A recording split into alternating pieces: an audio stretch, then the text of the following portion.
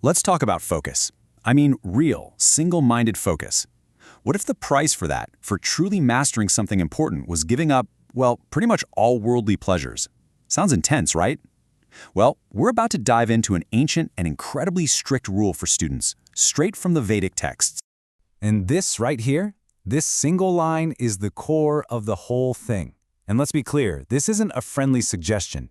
It's an uncompromising command. The text lays it out plain as day. As long as you're a student, celibacy is the rule. Period. So the big question is, why? Why was this vow so incredibly absolute?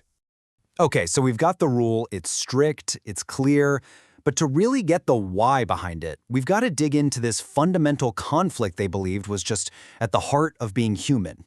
So the ancient scholars who wrote these texts, they saw this unavoidable conflict. They basically believed that chasing sensual desire and chasing deep knowledge were like oil and water. They just don't mix. You can't do both.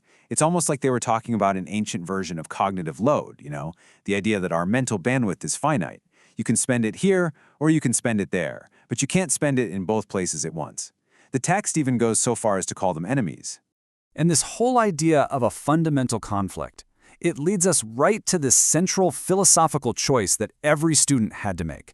See, it wasn't just about discipline for discipline's sake. It was about choosing a path, one of two completely competing paths for all of your energy and all of your attention. And the choice was presented as being crystal clear. You could pour all your energy into acquiring vidya, that's knowledge. Or you could chase kama, which is all about sensual pleasure and desire. The text is super emphatic on this point. Trying to walk both paths at the same time, that was just a recipe for failure. It was believed that one would always get in the way of the other.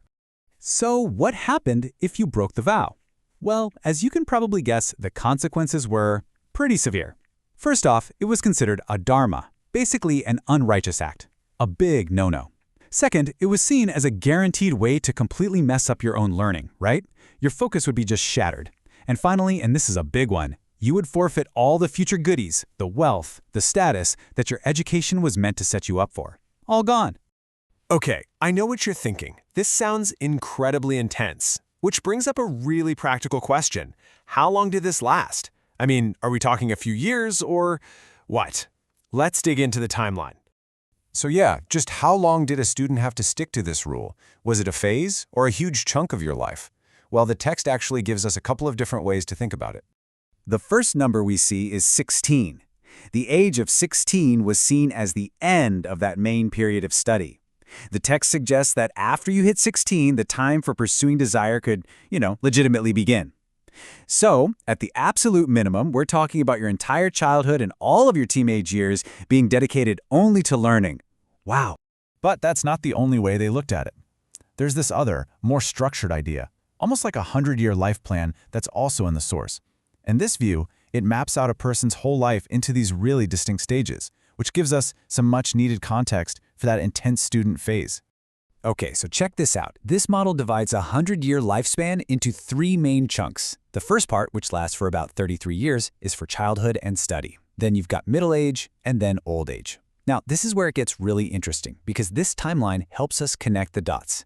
That 16-year rule we just talked about, it seems to be the minimum requirement, kind of nested inside this much longer 33-year period that was all about building that solid foundation of knowledge. So the rule against desire seems pretty ironclad, right? But was there any wiggle room for other, worldly stuff? Let's look at the nuances and see if there were any exceptions to this whole thing. I mean, were these students supposed to live like total hermits in every single way? Or was the vow really, really specific? Turns out, the text gives us some pretty important clarifications on this. And this is where we see just how specific the vow was. It was focused squarely on celibacy. The rule did not stop a student from, say, acquiring land or other forms of material wealth, what's called artha. That kind of stuff wasn't seen as the same kind of distraction. It was more like practical prep for the next stage of life. The source even mentions students doing this, but, and this is key, only with their teacher's permission. The pursuit of pleasure, though, that was still completely, totally off limits. All right, so this all brings us to the big picture. the ultimate purpose of all this intense early life discipline. Because it wasn't just about saying no for the sake of it. No, it was all part of a much, much larger plan for what was considered a complete and well-lived life. And that grand plan centers on a concept called Trivarga.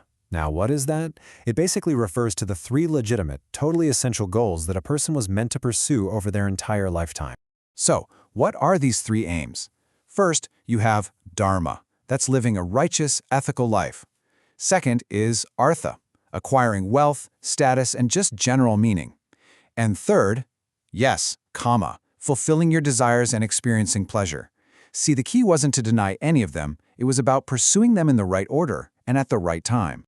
And that's really what it all boils down to. That period of student celibacy, it was seen as the essential foundation for everything else. The idea was, by focusing only on learning and righteousness when you're young, you build the character and the knowledge you need to successfully go after wealth and pleasure later in life without being totally consumed by them. It was a long-term strategy for winning at all 3.